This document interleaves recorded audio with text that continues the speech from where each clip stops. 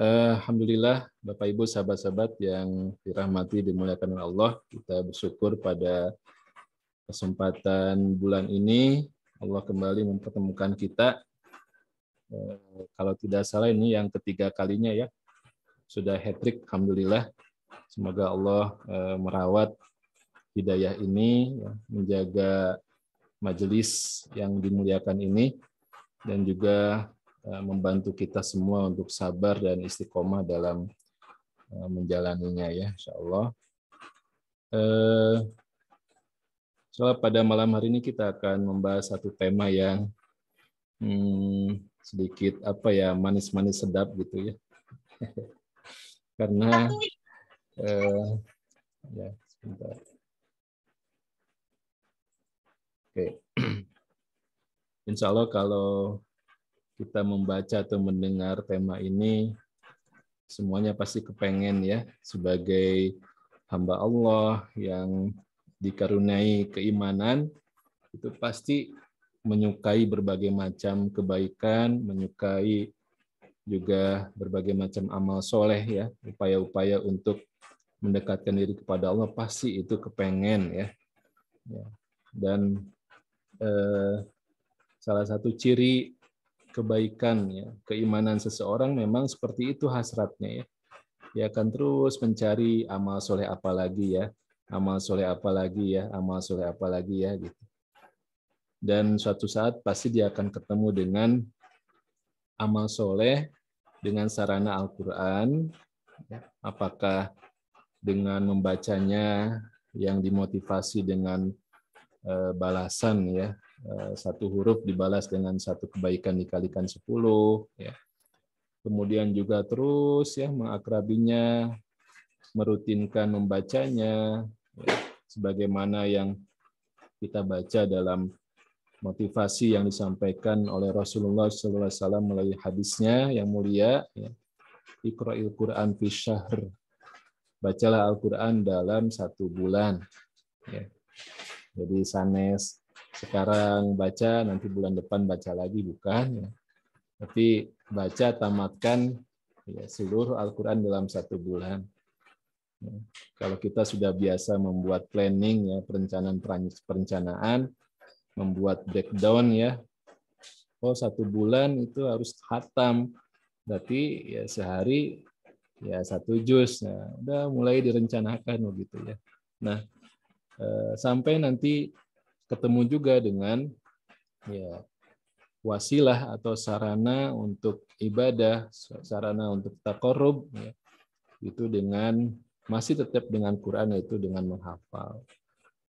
Nah, Bapak Ibu, sahabat-sahabat, saya kira tema ini sudah sangat banyak ya kita bahas, juga sudah sering kita coba lakukan gitu ya. Maka insya Allah kesempatan yang berharga ini kita coba murojaah beberapa hadis dan juga ayat-ayat yang mengajak kita untuk semakin memiliki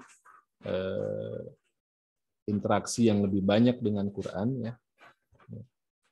Dan kita awali dari ungkapan seorang ulama ya, yang mengajak kita untuk bermimpilah gitu ya. Ahlamul yaum haqaiqul ghad. Atau juga bisa dibalik gitu ya. Bahwa mimpi hari ini kita akan menjadi kenyataan esok hari ya. Menjadi masalah, menjadi muskilah imani ya. Jadi permasalahan yang harus kita waspadai ketika diri ini tidak punya keinginan ya terhadap apa yang direkomendasikan oleh Allah dan Rasul-Nya. Ketika Allah menyebutkan Al-Quran sebagai sesuatu yang ya semuanya adalah bernilai kebaikan ya. Wa qila lil ladzina taqau madza anzala rabbukum qalu khaira. Apa yang diturunkan oleh Tuhan kalian? Jawaban orang-orang bertakwa itu adalah ya Allah menurunkan khaira, kebaikan. Ya. Masa nggak mau dengan kebaikan gitu ya. Nah, ini menjadi masalah atau permasalahan keimanan yang berat ya ketika diri ini sulit ya untuk tertarik kepada Quran. Harus dengan apa lagi gitu ya. Ini saking saking tertariknya ya, diri ini dengan hal-hal yang berlawanan dan bernilai berlawanan ya, dengan Al-Quran yang tinggi, yang suci. Ya. Walau syi'na la rafa'nahu biha walakinnahu akhlada ilal ardi. Jadi Allah ingin meninggikan derajat kita semua dengan Al-Quran ini, tapi karena jiwa manusia itu begitu tertarik ya dengan dunia, nah inilah yang menjadi penghalangnya. Jadi sebelum kita bicara tentang actionnya, ya, bicara tentang harus seperti apa ya, how to-nya ya, bagaimana sih memulai menghafal, kemudian membentuk komunitas, ya, membuat halaqah tahfidz. Ya, memang langkah pertama adalah ada nggak ar-raghbah, ada nggak keinginan. Kalau keinginan aja belum ada, waduh ini harus kita betul-betul waspadai, ya, kita harus betul-betul semangati jiwa kita ini, ya, itu berarti sebuah indikator betapa walakinnahu akhlada ilal ardi, begitu tertarik dengan al-ard ini, begitu kuatnya ya tarikan-tarikannya dengan berbagai macam hiasan-hiasannya, ya, sehingga kita kurang tertarik dengan apa yang Rasulullah SAW sampaikan dalam berbagai macam fadhailul Qur'annya, keutamaan-keutamaan Al-Qur'an. Jadi silahkan, mangga, ya, bermimpi itu gratis. Biasanya yang gratis itu kita pasti kepengen dan pasti ya ngantri gitu ya. Ini gratis, ada pembagian. Sekarang yang langka minyak goreng ya. Jangankan gratis ya, karena langkanya itu ya. Ya begitu ditaruh aja di supermarket ya, itu langsung diserbu. Sebelum buka juga itu sudah ngantri orang itu untuk beli minyak goreng. Sebelum jam 10 dibuka udah ngantri minyak goreng. Padahal nggak gratis. Apalagi kalau gratis itu pasti rebutan. Nah ini bermimpilah ya, karena ini gratis ya. Jadi kalau kita mimpi saja nggak mau, aduh ini muskilah imani yang cukup akut yang harus kita ilaj ya, kita terapi. Ya. Terapinya bagaimana? Ya Allah mau paksakan lah, itu kuncinya mah ya, harus dipaksa. Alhamdulillah malam hari ini meskipun temanya ya cukup apa ya, manis-manis sedap gitu ya, kita diberikan kelapangan untuk hadir dan sama-sama berdiskusi gitu ya. Ya mungkin ada juga ya temanya, aduh temana nu kieu geuningan ya, nanti takut suruh baca, nanti ditanya ya tos sabaraha juz hafalan ya, ya nu aya murutul. Nah ini memang inna sanulqi alaika qaulan saqilan ya. Al-Quran memang benar-benar berat ya. Justru karena berat inilah ketika siapapun yang menghadiri majelisnya itu akan semakin berbobot, berkualitas kehidupannya, berkualitas jiwanya, berkualitas cita-citanya juga. Kebayang ya kalau yang ya tidak dibantu oleh Allah ya untuk memiliki cita-cita, itu pasti diisi dengan lintasan-lintasan yang ya macam-macam lah gitu ya.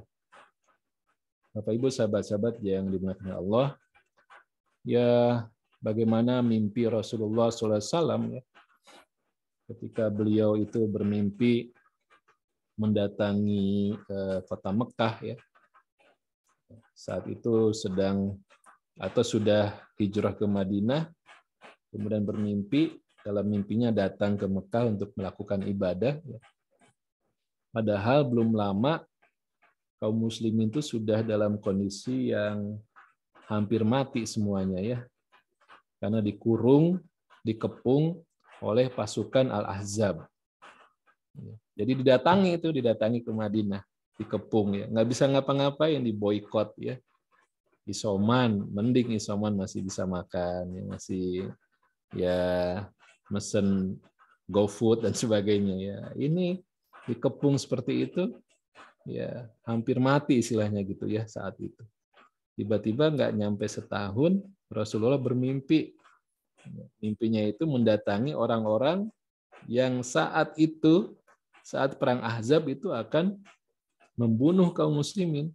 Ini didatangi gitu. Nah ini kan yang mimpi Rasulullah SAW yang diyakini sebagai sebuah wahyu. Akhirnya para sahabat ya taat dan menghasilkan sebagaimana yang kita baca dalam sejarah as-sulhu al-Hudaybiyah. Perjanjian Hudaybiyah yang inilah menjadi momen ya titik balik eksistensi kaum muslimin diakui.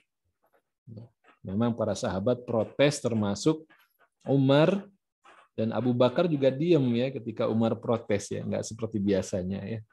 Jadi mendiamkan itu berarti ya sukutuhu jawabuhu ya. Diamnya itu ya jawabannya ya. Sebenarnya sepakat Abu Bakar ya. Ya ini kok perjanjian kok begini gitu ya. As-sulhu al-Hudaybiyah ya. Tapi Masya Allah ya, justru inilah saat di mana entitas ya, atau eksistensi kaum muslimin diakui ketika ya bisa terjadi sebuah perjanjian ya. Berarti kan itu dianggap punya sesuatu ya, punya kekuatan, punya bargaining. Ya. Kalau ada sebuah partai yang ecek-ecek ya, itu nggak mungkin diajak koalisi. Ya. Tapi kalau dia sudah diperhitungkan, pasti diperhitungkan dan diajak bicara, diajak koalisi gitu ya, diperhitungkan. Itu berarti sudah kuat gitu. Nah itu kaum muslimin ya, karena ikut ya, mimpi Rasulullah SAW, di situ kemudian ada titik balik ya, yang Allah sebutkan inna fatahna laka fatham mubina. Ya, sesungguhnya kami telah memberikan kepadamu fatham mubina, kemenangan yang nyata. Ya. Nah, ini panjang ya kisahnya, tapi ini berawal dari mimpi. Ya. Dan ya begitulah ya, para sahabat, kemudian tabi'ut tabi'in ya, itu juga memiliki mimpi-mimpi besar yang tidak terbatasi dengan keterbatasan-keterbatasan yang ada. Kenapa? Karena tawakal dan sikohnya kepada Allah, bahwa ketika bersama Allah tidak ada yang tidak mungkin. Nah, bersama Quran juga begitu ya. Ya, insya Allah. Jadi yuk kita sama-sama bermimpi aja dulu. Kapan ya kira-kira kita bisa hafal 5 juz, kapan ya bisa nambah 1 juz lagi, kapan ya bisa mungkin. Ya, seperti itu ya, terus-menerus. Ya, jadi biasanya kan kalau orang-orang atau coach ya, bicara manajemen, ya, manajemen diri dan sebagainya ya, itu juga ada resolusi yang ya, kita diajak bermimpi juga. Ya.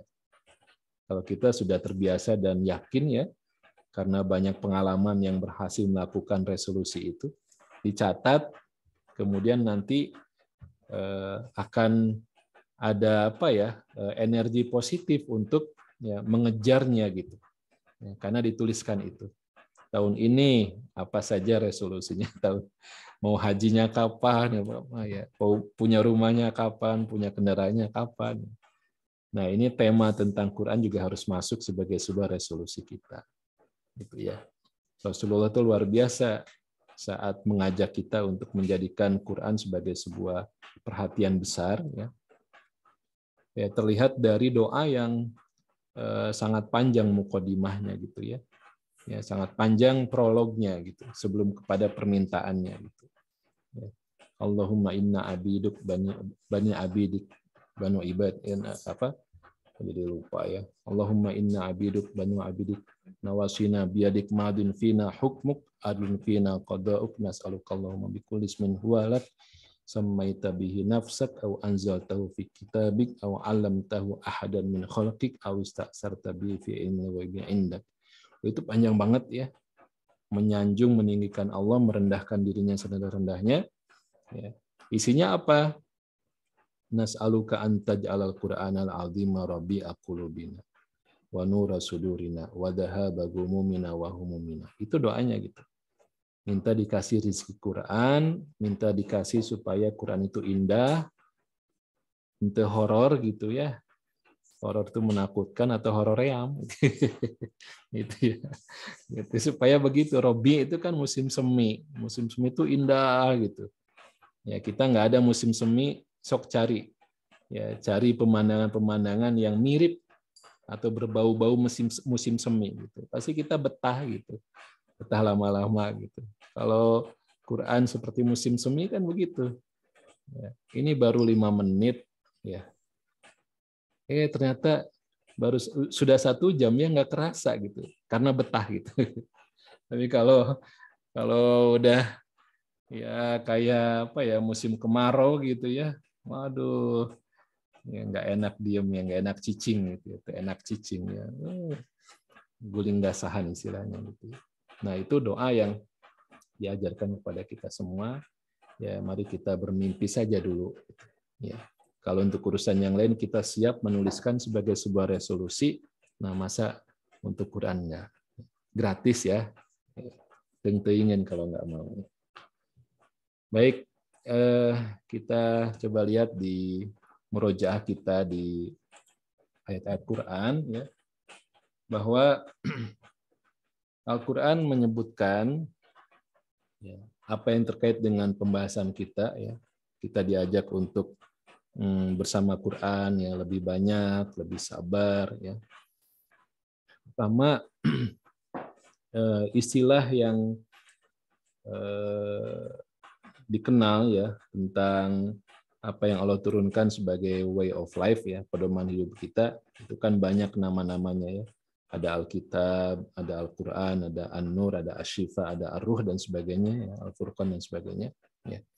Nah, ketika kita membaca ya Al-Quran yang ini paling viral ya, paling masyhur ya, maka ini memang terkait dengan istilah yang sesuai dengan bahasa Arabnya ya. Qara'a yaqra'u qira'atan ya. Jadi ini adalah sebuah bacaan. Ya. Ya, qira'atan itu ya, bacaan tapi dengan dibuat Qur'anan, berarti bacaan yang memang harus banyak dibaca. Jadi dengan istilahnya saja, ya dengan penyebutan Qur'anan itu memang bacaan yang harus banyak dibaca. Dan kita tahu ya, Rasulullah SAW itu menerima ya, ayat-ayat Quran dari malaikat Jibril itu tidak berbentuk tulisan, bukan Alkitab, tapi bacaan. Ya, bacaan dibacakan oleh malaikat Jibril, disimak ya, oleh Nabi Muhammad SAW, kemudian coba akhirnya dihafal. Ya. Allah hafal, Allah titipkan. Ya. La tuharik bihi lisanaka lita'jala bih, inna alaina jam'ahu wa Qur'an. Allah kumpulkan pada dada Rasulullah SAW. Dan ditambah dengan penyebutan, ya, penyebutan dengan kata tunjuk ya, atau ismul isyarah. Kata tunjuknya hada. Hada itu dekat. Hada itu dekat. Gitu. Kita tidak akan menemukan ya, penggunaan kata tunjuk jauh ya. Itu Al-Quran itu nggak ada. Ya. Tapi kalau itu Alkitab, dalikal kitab itu ada. Ya, tapi kalau dalikal Quran itu nggak ada. Saking apa? Ya, saking harus menjadi sebuah hal yang otomatis bagi orang-orang yang beriman itu ya, punya kedekatan dengan Al-Quran. Hadal Quran. Dan aslinya memang nggak ada tulisan. Aslinya adalah dibacakan, didengar, ya, banyak dibaca, banyak didengar, semakin akrab, kemudian secara alami, kemudian menjadi hafal. Jadi menghafal itu memang jadi sebuah kegiatan orang-orang beriman ya, menghafal Al-Quran. Jadi kalau kita mau ikut sunnah, ya ini salah satu sunnah yang harus kita perjuangkan.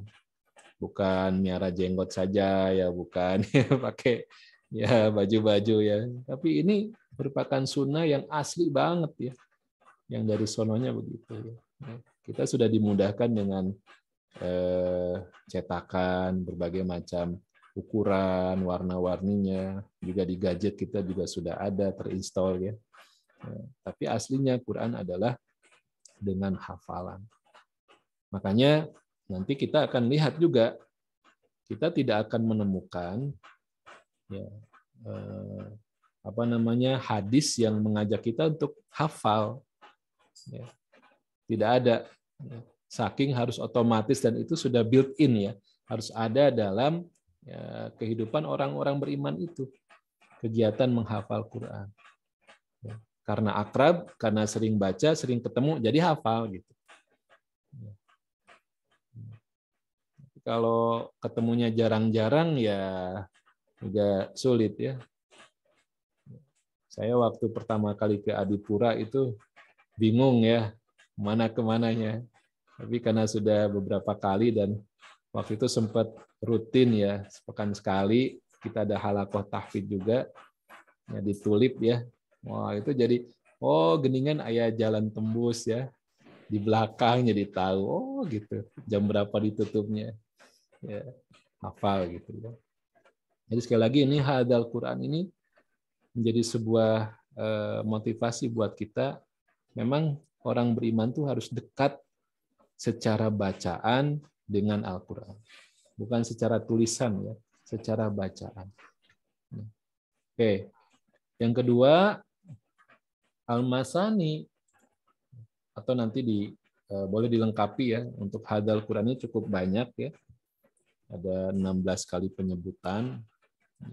Misalnya di surat Al-Isra, Inna hadal Qur'ana yahdi lillati hiya aqwam. Kemudian di Al-Isra dengan Al-Kahfi itu juga mirip-mirip ya. Walaqad sarafna linnasi fi hadzal Qur'an.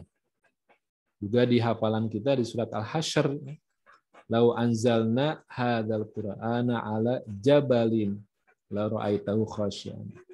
Itu semuanya hadzal Qur'an. Yang kedua, Al-Qur'an menyebut dirinya juga dengan Al-Masani. Al-Masan ini sifat Al-Quran yang diulang-ulang.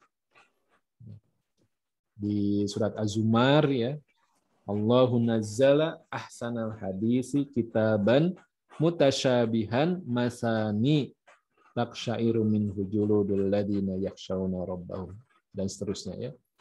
Jadi Allah menurunkan perkataan yang paling baik, yaitu Al-Quran yang mutasyabihan, yang kualitasnya mirip-mirip ya, sama ayat-ayatnya. Masani itu berulang-ulang.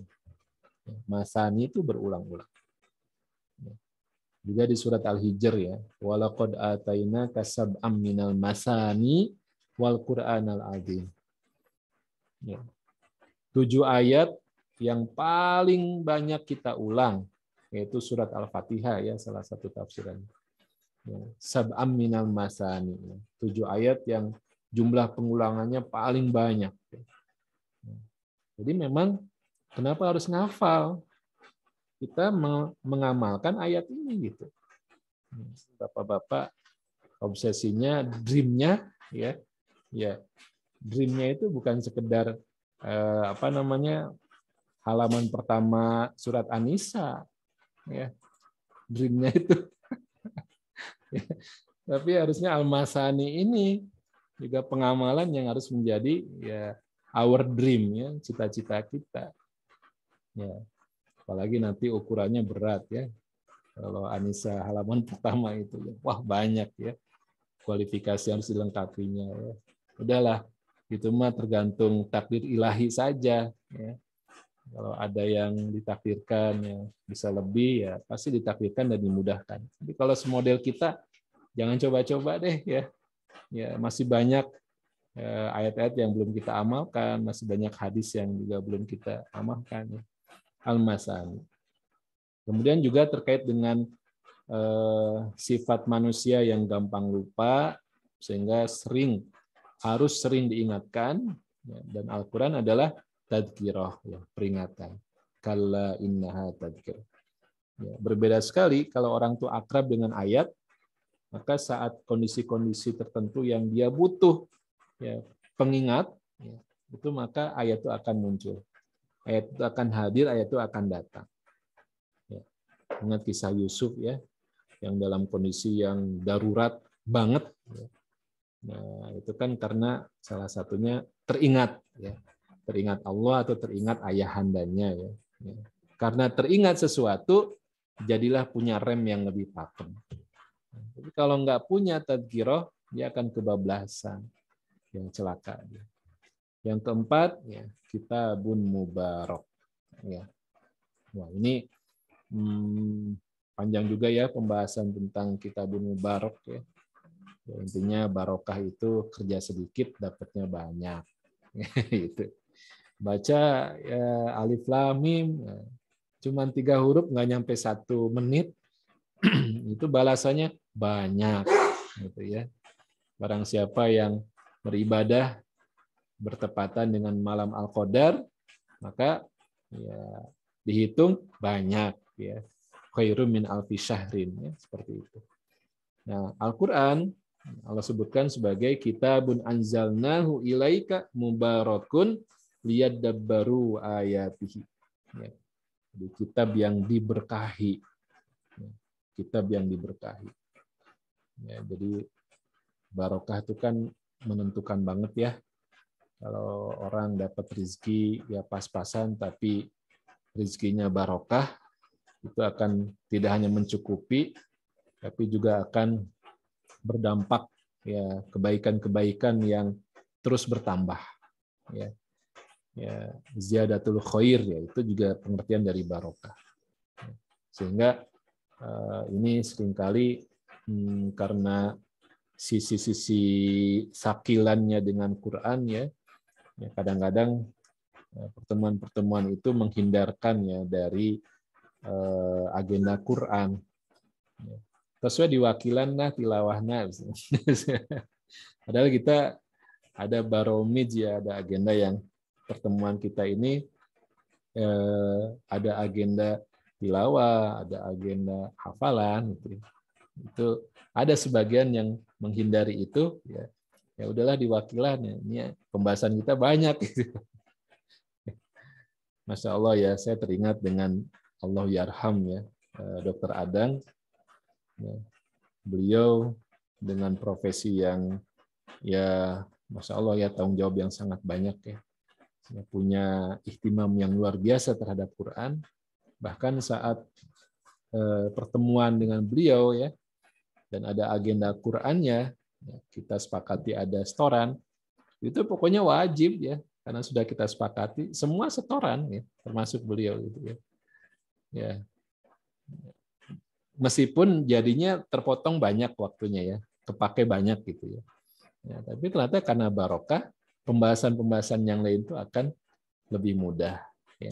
Yang tadinya jelimet nyari solusinya bagaimana, karena barokah Quran di majelis itu, kemudian Allah bantu untuk lebih terang benerang ya kita berpikirnya. Ya. Nah, ini jangan dibalik ya. Wah kayaknya kalau harus menghafal nanti berarti ya nggak bisa apa tuh, macam-macam ya bisa kita rinci. Ya, ibu-ibu jadi apa tuh? Nggak bisa masak nanti ya, karena harus ngafal. Nanti bapak-bapak apa ya bapak gitu ya, nggak bisa bantu di rumah ya karena ngafal. Ya nggak begitu ya. Ya kitabun mubarak. Saya kira yang sudah sering ya kita ungkap ya bagaimana contoh ya orang yang ya karyawan Telkom ya, beliau ngafal Quran itu ternyata tidak membuat terbengkalai ya tugas-tugasnya, bahkan terbantu dan menjadi prestasi ya dalam kerjaannya, sehingga terus mendapatkan promosi sampai menjadi HRD area, sampai juga memegang satu negara waktu itu di Timur Leste gitu ya. Ya beliau menghafal ya tengah-tengah kesibukannya ya. Kepadatan tugas di kantornya membuatnya hanya punya waktu malam hari. Ya, malam hari ngafal gitu. Nanti siang hari karena ngantuk menjelang zuhur istirahat, tidur sebentar di musola, itu lanjut lagi gitu. Seperti itu gitu. Ya.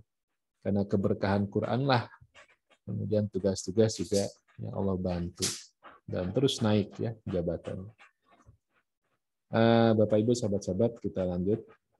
Ya, saya kira banyak banget ya dari ayat Quran yang bisa kita jadikan sebagai acuan kita, namun kita batasi beberapa tadi. Berikutnya kita baca dalam hadis. Ya. Ini juga sifatnya mereview ya. Iqra'ul Quran fa innahu ya'ti yaumal qiyamah syafi'an li ashabihi. Hadisnya panjang, kita potong sampai di situ. Ya.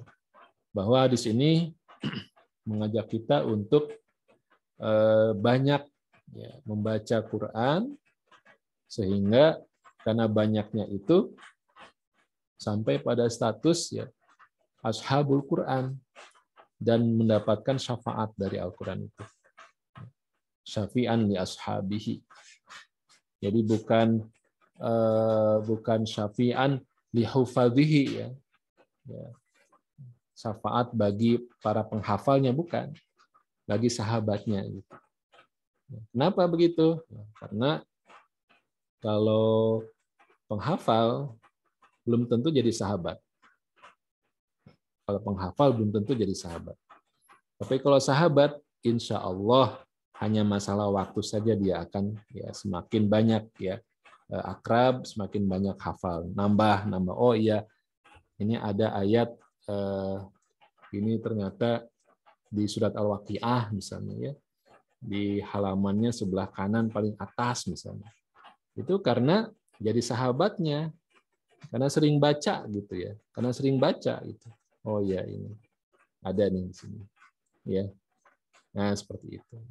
Saya yakin kita juga ada ya yang sudah jadi sahabat kita ayat-ayat itu, paling tidak ya di halaman terakhir gitu ya, di mushaf itu kita hafal. Paling atas kulhu, tengahnya Al-Falaq, di bawahnya An-Nas ya. Si mending kan? Alhamdulillah. Berarti berkurang satu halaman tuh yang harus kita akrabi jadi sahabat. Nanti juz 30 misalnya. Ya, kita hafal tuh An-Naba, ya, halaman keduanya hafal tuh. Innalil muttaqina mafazan. Nah, itu mah hafal lah gitu. Nah, itu udah jadi sahabat. Karena sering ketemu. Nah, jadi pentingnya kita punya intensitas pertemuan yang banyak dengan Quran, jangan terganggu hafal atau tidak. Ya, perkara hafal itu rezeki. Ya, ada orang yang sekali baca Allah kasih hafal gitu. Tapi apakah dia jadi sahabat? Belum tentu. Ya, kalau dia tidak memaksa dirinya untuk ketemu tiap hari, ya, ketemu tiap hari dengan apa yang dia sudah hafal. Gitu.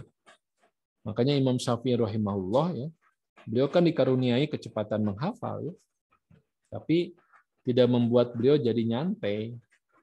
Justru kecepatan itu, karunia Quran itu membuat ya, semakin banyak kebersamaan dengan Qurannya, ya, khususnya di bulan Ramadan. Insya Allah semoga kita ya semua disampaikan ya bertemu dengan Syahrul Quran itu. Ya.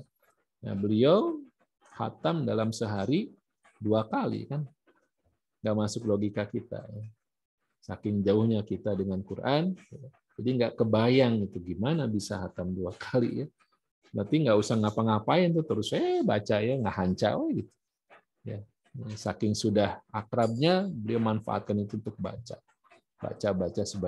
sebanyak-banyaknya. Jadi jangan tertipu. Nah, kita alhamdulillah yang tidak dikaruniai ya rizki Quran sebagaimana Imam Syafi'i, berarti kan kita dipaksa harus baca lagi, ngulang lagi. Ya, seperti itu. Ya. Yang kedua, al-mahiru bil Quran ma'as safaratil kiramil baror. Istilah hadisnya al-mahir. Ini kan sudah jadi kosakata kita. Mahir itu refleks, mahir itu ya tidak usah dipikirkan lagi ya. Dan bicara tentang refleks itu kita pernah diskusi dengan seorang dokter fisioterapi ya. Beliau mengatakan gerakan refleks itu memang harus terulang sebanyak 30.000 kali. Jadi kalau mau refleks itu harus 30.000 kali.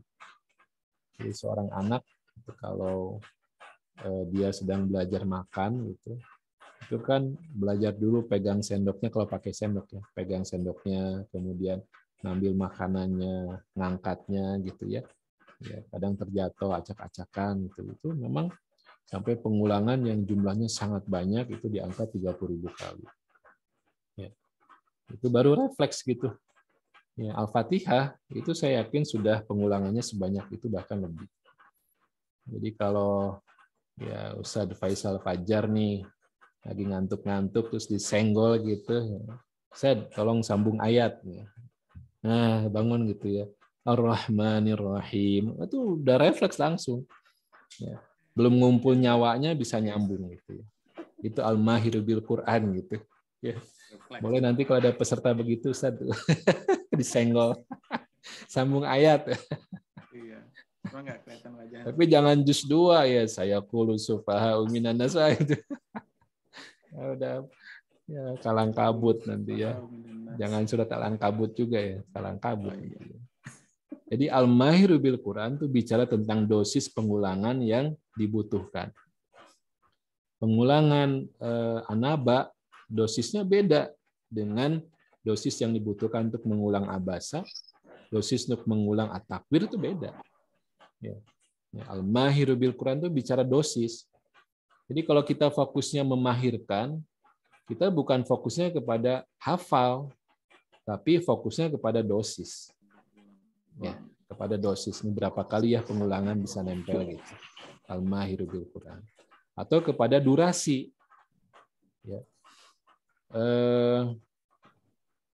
Orang Yahudi yang meneliti ya tentang orang-orang yang berprofesi tingkat dunia ya di berbagai bidang ya, termasuk atlet gitu ya, seniman, kemudian juga ahli lah pokoknya ya, ahli di bidangnya masing-masing. Itu beliau sampai menyebutkan dia ya orang Yahudi itu mengatakan ya semuanya melewati 10.000 jam. Itu baru akan mahir ahli di bidangnya masing-masing. Ya, 10.000 jam. CR7 itu pasti itu ngecek bolanya itu tiap hari berapa jam itu ya. Gitu ya. Atlet renang itu juga berapa jam ya latihannya itu. Seniman ya. Pemusik itu juga sama, semuanya 10.000 jam.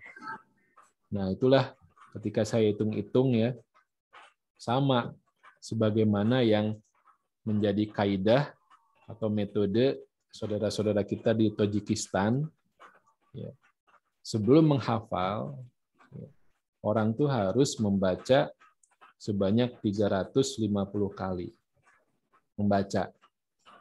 Menghafal satu halaman, qad sami'allahu qaulal lati tujadiluka fi zawjiha, sehalaman itu sebelum menghafal ya, harus baca dulu 350 kali. Nggak diizinin tuh ngafal sebelum ya mungkin sekarang pakai turus ya, Ustaz Sofan ya pakai turus ya. 1, 2, 3, 4, 5. Balik deh. Oh, baru 10, terusin sampai 350 kali baru boleh ngafal. Coba bayangkan. Ya, pasti kalau sudah 350 kali, hafal dengan sendirinya gitu. Ya, masalahnya itu kan kesabaran yang diuji. Ya, jadi menghafal itu ada karakter building juga. Ya. Sabar nggak dengan sesuatu yang sama diulang-ulang? Ya. Bisa nggak menjaga motivasi bahwa ini sedang bersama Allah? Bisa nggak menjaga ya semangat itu? Ya. Itu Al-Mahiru itu bicara tentang dosis dan kebersamaan yang ukurannya tadi bisa 10.000 jam, bisa juga 350 kali pengulangan. Ya. Jadi kalau kita dream-nya, ya, our dream itu adalah 30 juz, ya, berarti harus dibaca 30 juz itu berapa kali? 350. Harus hatam 350 kali. Baru boleh nanti protes ya dalam tanda petik ya. Saya sudah 350 kali hatam. Ini catatannya. dipantau ayah, ya, di kamar ayah catatannya turus semua ya, tanggalnya juga lengkap gitu. Kalau 350 kali sudah hatam, kemudian ya belum hafal juga, baru kita bisa kalkulasi faktor apa, gitu ya, manusiawi apa yang belum saya lakukan. Gitu. Tapi kalau baru 5 kali hatam, ya saya ngitung misalnya setahun sebulan sekali, bonusnya Ramadan 2 kali hatam, gitu. Dapatlah 15 kali setahun. Lalu sekarang umurnya berapa tahun ya? Ini kali 15. Mungkin di ratusan ada. Ya, walau alam ya. Gitu. Ya, 350 kali baru boleh ya. Ya, kita ya bicara yang lain. Tapi kalau baru ya puluhan kali hatam, kita nggak layak memberikan label-label, kita nggak bisa ngafal. Kita nggak sanggup ngafal. Yang ketiga, ini sudah umum ya. Ya, ahlul Quran, ahlullah wa khossatuh. Ya. Ini bagaimana semua kosakata ini, ya, semua kosakata ini, ya, sohib, kemudian al-mahir, dengan al-ahl, itu bicaranya semuanya temanya kedekatan dan dosis kebersamaan yang banyak, yang lama. Jadi bukan yang instan. Jadi nanti biasanya pertanyaannya begini, Ustadz, bagaimana cara cepat menghafal? Pasti eta mah aya gitu. Bagaimana metode ya, yang cepat menghafal, ya, secepat senyuman gitu. Wah. Itu tidak nyunah. Ya, kenapa? Karena sunahnya itu kita ya nggak bosen dan nggak ingin cepat selesai. Ya. Nah, begitu ya, awet, nyaman, pengen lama-lama, ya begitu. Baik. Bapak Ibu sahabat-sahabat, saya ingin menambahkan tentang benefit gitu ya, bukan sebagaimana hadis-hadis yang disebutkan itu, ya silahkan nanti dicari lagi lah. Fadhailul Quran fid dunya, kemudian fil akhirat juga ada, silahkan dibuka di hadis-hadis itu. Saya ingin ya sedikit sharing apa yang ya kita analisa ya dari ayat-ayat Quran ya, terkait dengan benefit Quran itu. Nah, sahabat-sahabat, dalam kosakata bahasa Arab ya, ada kolbun, ada fuad ya, dan artinya sama ya, hati ya. Kolbun hati, fuad juga hati. Nah, namun apa bedanya gitu? Ketika disebutkan kolbun artinya hati. Kemudian fuad juga hati. Apa bedanya? Nah, untuk situasi yang normal, maka diistilahkan dengan kolbun. Situasinya normal ya, situasi kehidupannya, ya, kondisinya itu normal, tidak ada emosi yang fluktuatif gitu ya, yang mengguncang, itu enggak, itu kolbun namanya. Dan itu gampang sekali terbolak-balik gitu ya. Sesuai dengan namanya ya, kolb itu gampang sekali berbalik gitu ya. Nah, itu kondisi normal disebut kolbun. Nah, sedangkan situasi di mana ada situasi-situasi yang membuat guncangan-guncangan terhadap perasaan, emosi gitu ya. Seneng banget, sedih banget gitu ya. Apalagi ya marah dan sebagainya ya. Ya. Nah, ini kondisi hati dalam situasi seperti itu dinamakan sebagai fuad. Ini yang biasa seneng kopi, biasanya ngerosting sendiri ya. Nah, ini dapat kosakata bahasa Arabnya. Ngerosting itu adalah fa'ada. Fa'ada, fuad. Ya, ini bahasa Arabnya fa'ada al-lahma finnari. Dia memanggang, ya, memanggang daging, ya, finnar. Di fa'ada ini akar katanya sama dengan fuad. Jadi fuad itu ngerosting. Ya, jadi bapak-bapak kalau sedang ngerosting kopi ingat fuad ya. Ya, ingat fuad nih ya. Ya. Sehingga istilah ini, Masya Allah ya, luar biasa Allah ketika menyebutkan Ibunda Musa ketika diwahyukan, diilhamkan untuk ya, melemparkan bayinya itu ke Sungai Nil. Ya. Ketika sudah dilemparkan, baru sadar ya kehilangan anaknya itu ya, sadar, baru ngeh, dan ayatnya mengatakan wa asbaha fuadu ummi Musa farigo, ya gitu ya di surat Al-Qasas ya. Jadi bagaimana fuad, bukan qalb lagi ya. Seorang ibu yang kehilangan anaknya itu langsung wah panik gitu. Kalau si bapak mah nyantai biasanya ya. Paling nggak kadinya lah. Ya, jadi kalau seorang ibu tuh ya Allah. Ya, wah itu langsung kemana? Si Abi mah malah cicing wae. Nah, itu Ibunda Musa Allah sebutkan sebagai itu. Wa asbah fuadu ummi Musa farigo. Jadi hati Ibunda Musa itu kosong dari pikiran-pikiran yang lain. Farigo itu kosong. Semuanya diisi oleh ya memikirkan kondisi bayinya itu. Tidak ada pikiran yang lain, nggak keingetan makan, minum, nggak ada gitu. Keingetan anaknya, bayinya gitu. Itu ya fuad. Kondisi sedih banget, kaget banget gitu ya, shock gitu. Itu. Nah begitu juga ketika Rasulullah Shallallahu Alaihi Wasallam mengalami amul huzni, mengalami tahun ya kesedihan yang luar biasa. Ya. Kemudian Allah dihibur dengan diturunkan ya surat-surat yang dinamai dengan nama-nama nabi, ya mulai dari surat Yunus, Hud, Yusuf itu diturunkan di amul huzni ya tahun duka cita. Semuanya cerita. Nah di surat Hud ya, halaman terakhir surat Hud ya ayat ke-120 ya. Itu Allah sebutkan, berarti ini semacam kesimpulan ya dari kisah-kisah itu. Wa kullan naqussu 'alaika min anba'ir rusuli ma nusabbitu bihi fuadak. Dan semua kisah dari rasul-rasul kami ceritakan kepadamu ya, ialah kisah-kisah yang ma nusabbitu bihi fuadak.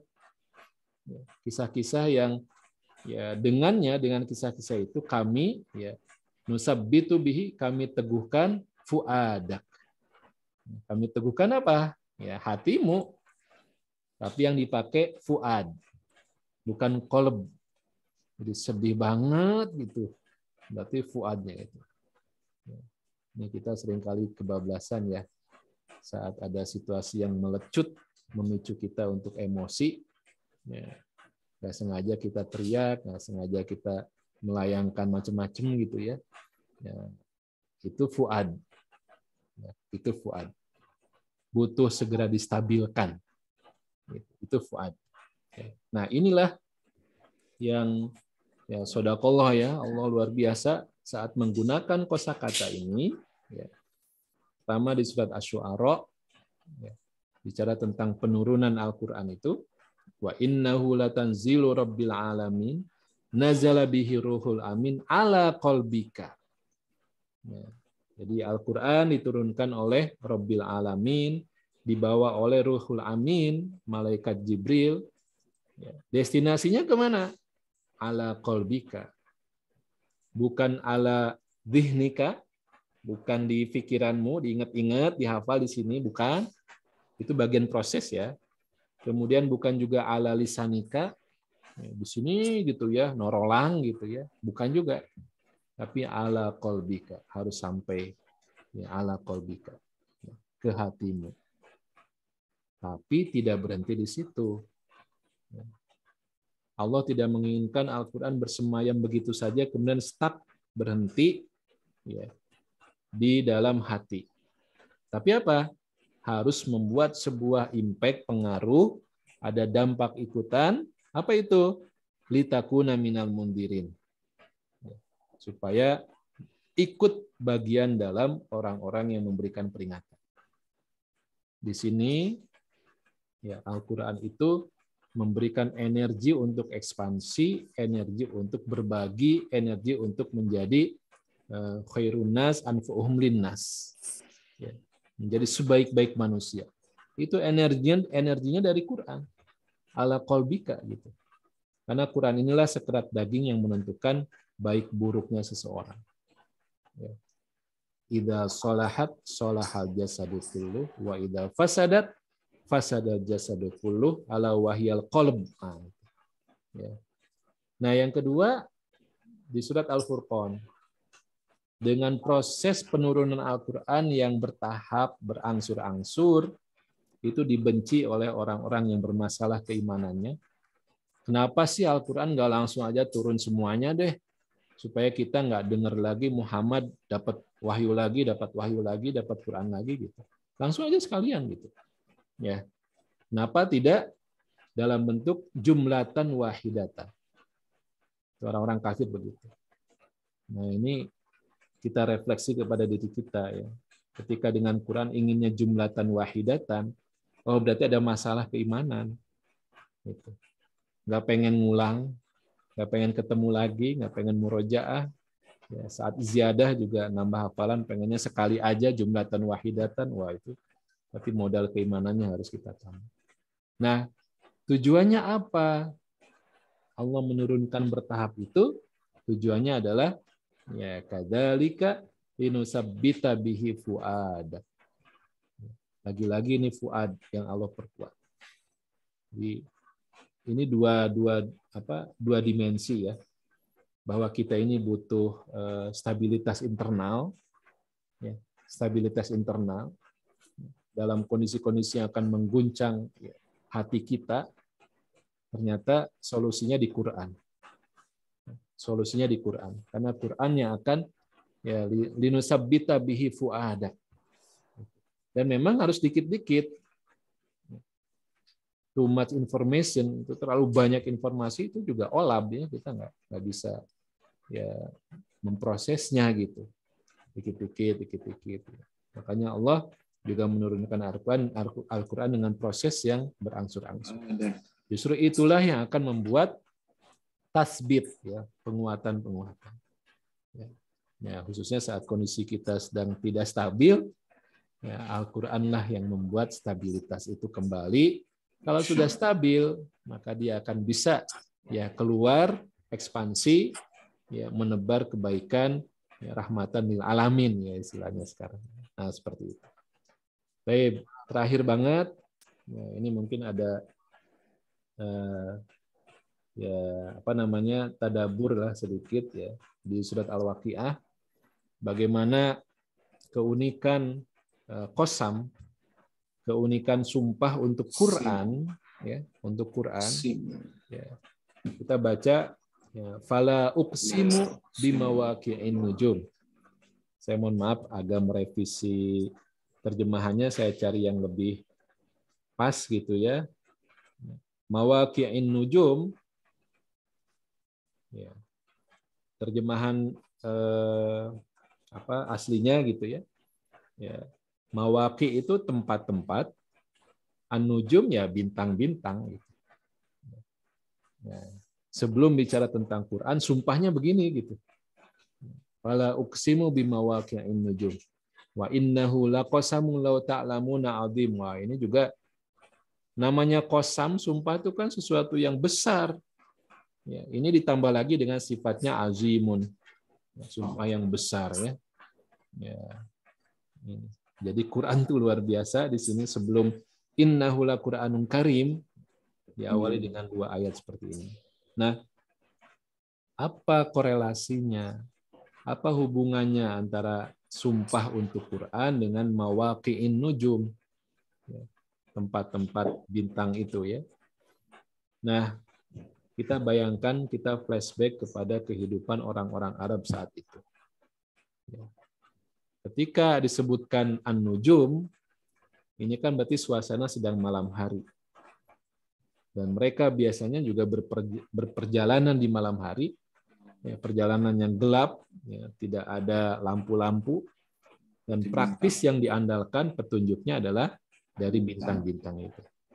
Makanya ada rasi bintang itu sebagai petunjuk kan, mana utara, mana timur, mana selatan gitu ya. Itu yang diandalkan oleh mereka. Jadi kita membayangkan Quran itu sebagai guidance, sebagaimana bintang-bintang itu, dan kita ini gelap perjalanan kalau tidak dipandu dengan Al-Quran. Ya, makanya sangat penting ya kita menjadikan Al-Quran itu sesuatu yang akrab ya secara bacaan, supaya ini yang akan memandu kita. Karena kalau kita mengandalkan gadget, mengandalkan mushaf, itu sangat-sangat terbatas, ya. Sangat terbatas. Tapi kalau hafalan, ya insya Allah bisa kita baca dalam kondisi-kondisi yang tidak memungkinkan kita melihat mushaf, ya, melihat gadget, gitu. Itu sangat-sangat mungkin. Dan inilah keaslian dari kegiatan menghafal ini, sehingga tidak kita temukan ya, perintah atau ajakan menghafal, karena harusnya sudah built-in, sudah termasuk dalam paket keimanan itu. Ya. Dan mohon maaf, mungkin silakan nanti kalau ada pertanyaan terkait teknis, ya kiat-kiat, manggalah kita diskusikan, ya. Atau juga kalau tidak, kita bisa mencari ya rujukan-rujukan, apakah tulisan, buku, atau juga tausiah, nasihat yang kita dapatkan dari guru-guru kita tentang metode-metode menghafal ya. Tapi saya kira ini sesuatu langkah awal supaya kita berani bermimpi ya, bermimpi untuk menghafal Quran. Ya, mimpi aja dulu. Baik, alafu minkum. Assalamualaikum warahmatullahi wabarakatuh. Waalaikumsalam warahmatullahi wabarakatuh. Barakallahu fiik, Ustaz, atas penyampaian materinya, Masya Allah, barakallah, luar biasa ya. Ternyata menghafal Al-Quran itu dari setiap